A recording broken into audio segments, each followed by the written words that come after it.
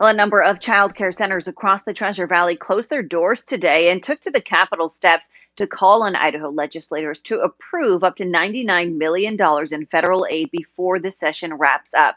That money could help Idaho's child care system. Our Nicole Camarda explains what this group wants from Idaho lawmakers. About 25 different providers representing nearly 5,000 different children stood on the front steps of the Capitol to call on state lawmakers to pass the ARPA child care funding money that is still awaiting approval from the legislature. The ARPA funds are helping us not only hire people but stay in business and to really be able to serve Idaho, because if we don't go to work, other people don't go to work.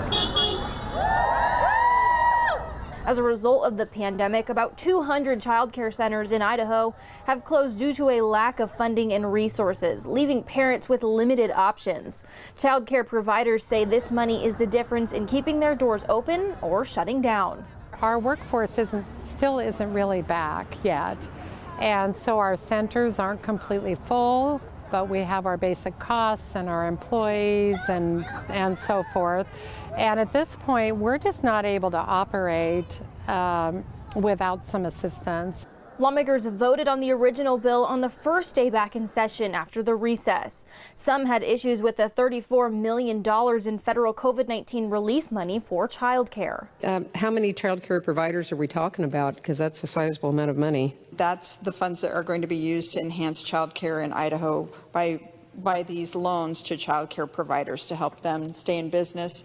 I know those providers in my district have really struggled trying to stay in business with so many kids staying out of their program. That decision has led to staff and parents calling for legislators to stay at the Capitol until they make that money available to these programs.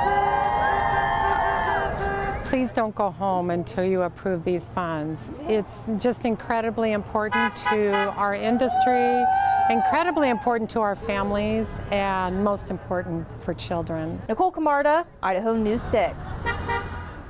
The Joint Finance Appropriations Committee does meet tomorrow, and lawmakers inside the State House say the funding could be on the agenda.